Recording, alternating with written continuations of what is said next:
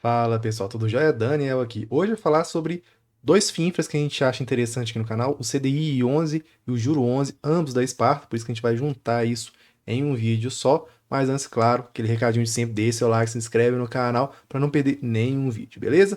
Pessoal, eu vou falar os dois relatórios gerenciais, né, um seguido do outro. Mas caso você tenha interesse em apenas um, você pode ali, né, ir para a parte do vídeo que só te interessa e caso você queira ver ali a atualização dos dois fundos, fica com a gente aí até o final, beleza? Primeiro vamos falar do CDI 11, né, como o próprio nome já diz, né, bem sugestivo ali, é sobre o CDI, então ele vai pegar essa perspectiva do CDI. Já adianto que os dois fundos são bem interessantes, eu gosto, vamos estudar aqui um pouco mais sobre eles. Aí eles falam, né, isenção total de imposto de renda, seja ali na venda da cota em si, ou seja, na distribuição de rendimentos. Lembrando também que FIINFRA, pessoal, é sempre amortização. Perguntaram aqui no canal, eu sempre respondo vocês por vídeo, inclusive, né, por meio dos shorts. Vou talvez até fazer um quadro também, um vídeo mais longo respondendo, né? Mas eu já respondo o máximo que eu consigo aqui. O pessoal me perguntou se é sempre amortização, e a resposta é que sim, tá? FIINFRA, pessoal, tem a característica de ser um fundo de renda fixa negociado ali na Bolsa de Valores, né? O que isso quer dizer? Eles têm que estar enquadrados na legislação em relação às debêntures. E aí, o que eles fazem, né? Como tem essa perspectiva, eles distribuem ou a parte do rendimento, né, do lucro, ou seja, eles fazem essa amortização do rendimento tem acima do VP, que a gente chama, né? Ou eles fazem ali a amortização que a gente chama de amortização do principal, que é quando está ali abaixo da linha do VP, tá bom? De toda forma, sim, é sempre por meio de uma amortização, não é? Seja do lucro ou seja do principal, que a gente chama. Em relação às últimas distribuições, esse não é um fundo tão linear, a gente vai comparar com o Juro 11 em relação a rendimentos, né? Então tem 1,14, R$ 1, 1,6, 1,13, 2,70, 1,25. Então ele vai realmente seguir essa perspectiva, né, pós-fixado mesmo. Então ele não vai ter esse caráter mais linear. Então se você gosta disso, talvez esse não seja o fundo para você. Mas como você vê que o dividend yield de 12 meses ao ano é bem interessante mesmo. Já chegou ali a 18,4%. Isso aqui é Brasil, tá? This is Brazil, como diria o Van Diesel. Só no Brasil que a gente tem esses ganhos como esse aqui é em renda fixa, né? E no final das contas, como eu disse, o FINFRA ele sempre investe ali em renda fixa, tá bom? Carrego da carteira ali CDI mais 1,5%, com uma cota de mercado versus patrimonial cara, né? Esse é o grande problema desse fundo aqui. A duration, que eu sempre falo nos vídeos para vocês, não é o mesmo que o vencimento, tá? O vencimento, na verdade, em comparação com a duration, né? A duration ela é quando você recebe esse seu investimento e não necessariamente é igual ao vencimento, tá? Então você tem que entender isso. A duration normalmente os FINFRAs são um pouquinho mais longas mesmo. Quanto maior a duration em tese, tá? Mais arriscado é, claro que vai depender da operação. Com um patrimônio líquido de 406 milhões de reais, uma musculatura já interessante. Ah, Daniel, é igual lá aos fundos gigantescos que a gente tem da Quineia? Não, mas já tem uma certa musculatura, tem tudo para crescer com 20 mil cotistas, que também pode ali aumentar a profundidade, mas para os FINFRA a gente sabe que, né, não é um produto bem conhecido. Normalmente é o pessoal que vem lá dos fundos imobiliários, tá bom?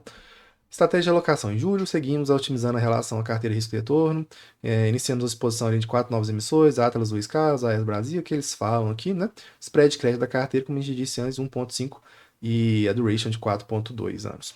Mercado de debêntures incentivados. Isso aqui eu vou ler uma vez só, tá? Porque a gente vai falar do juro 11 também, eles colocam lá. No mercado de março de 2024, destacamos o recorte nas emissões de debêntures incentivadas de 2023, sinalizando que esperávamos um novo recorte para esse ano. Em poucos meses, essa previsão já se concretizou. Até julho de 2024, olha só, notícia boa, hein? O volume de emissões no ano já superou 70 bilhões de reais, ultrapassando 67 bilhões registrados em todo o ano de 2023, né? Aqui eles falam também que aumentou o número de FINFRAs, né, em relação aos fundos listados. Há 2 anos o mercado tinha 9 FINFRAs listados, com patrimônio líquido de 5 bilhões de reais de liquidez, diária de 6 milhões. Isso foi ali para 21 fundos, com PL de 12 bilhões de reais e liquidez diária média de 26 milhões de reais. O que, mais uma vez, comparando com os fundos imobiliários, não é muita coisa, né? A gente tem fundos imobiliários com liquidez ali multimilionárias já, um fundo imobiliário só que é uma evolução, né? Uma evolução do mercado muito positiva ali. A gente vê a captação da indústria também, só aumentando, muito positivo mesmo. com a distribuição, como eu disse, né, não é o fundo mais linear, a gente já falou sobre isso antes, com uma rentabilidade de 174% do CDI. Isso é ruim? Não, de forma alguma. O CDI ele é muito difícil de ser batido, então isso aqui é uma baita de uma rentabilidade, tá? Muito interessante mesmo. Aqui a gente vê, né, que realmente o desempenho vai ser vinculado ao CDI, ok? Então vai ter essa perspectiva que a gente chama de hedge, tá? De proteção ali.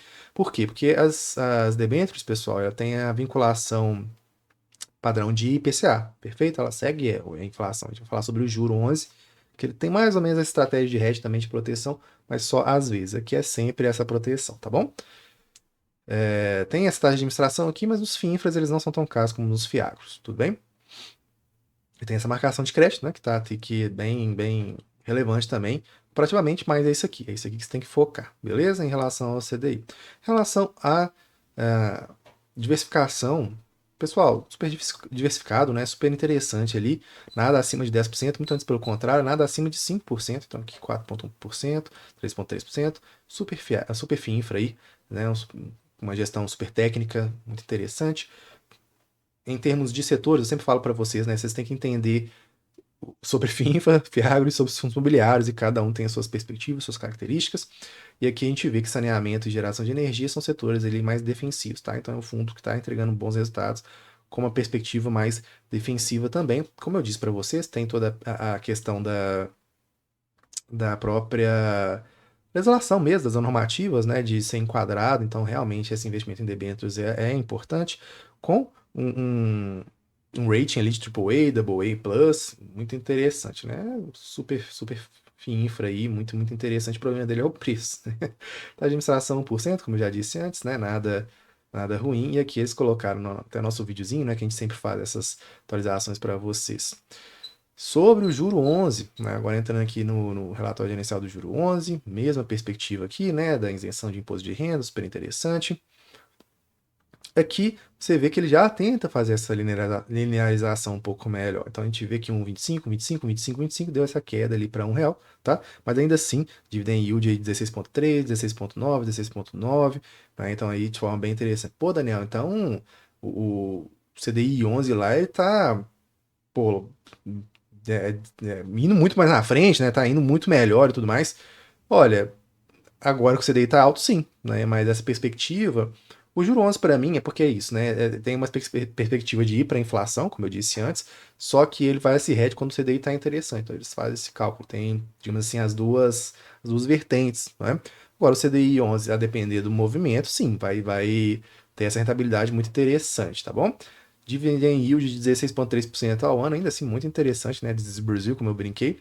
Cota patrimonial frente à cota de mercado um pouco mais cara, IPCA mais 7,9%, né? Com spread de crédito ali de 1,3% frente ao benchmark dele, duration bem curtinha ali, comparativamente, né? Com outros FINFRAs, inclusive, né? Um patrimônio líquido ali de 2,1 bilhão. Aí já tem uma musculatura bem mais interessante, com 80 mil cotistas, né? Aí você vê a diferença entre o CDI 11 e o juro 11 em relação à própria popularidade, né? Eu acho que as pessoas, elas realmente têm esse conhecimento maior ali do juro 11. Em relação à estratégia de alocação, né? Eles falam no último relatório, comentamos sobre a alocação da sexta oferta da Sparta. No mês de julho, continuamos a alocação da sexta oferta em foco de melhorar a relação entre retorno e risco do fundo, iniciando exposição em 3 novos emissores, a da Luiz Carlos, Desktop e Ocean Impact, né? Então é isso, né, pessoal? Assim, a gente sabe que dentro da mesma casa eles vão ali, né, olhar virtualmente ali pelos mesmos emissores, às vezes colocar no fundo, né, tanto no CDI quanto no juro 11, os emissores que eles acharem interessante. Não vejo nada de pecado com isso, desde que o cotista entenda sobre isso, né? A casa vai ter ali seu DNA, suas características, vai ter certos emissores que eles vão preferir. Então você vê que vai ter essa similaridade entre CDI 11 e o juro 11, tá bom? Com isso, o spread de crédito aumentou de 1,3% ao ano e a duration para 1,3% ao ano e a duration aumentou para 3,7 anos. O caixa reduziu para 18%, então ainda tem essa perspectiva ali, como eu disse, né? Tem que ser enquadrado na normativa. Isso é uma questão que, inclusive, tem que respeitar o tempo disso, né? Você tem que enquadrar, não é, vou enquadrar quando eu quiser. Não, você tem que respeitar ali a normativa. E já mapeamos ofertas que serão liquidadas em agosto, quando esperarmos ali a concluir a alocação dos recursos da última oferta. Aqui eles colocam, né, sobre a evolução dos FINFRAs, eu já disse antes. Distribuição de rendimentos é isso, né? Olha para você ver a linearização bem maior lá do que no CDI, né?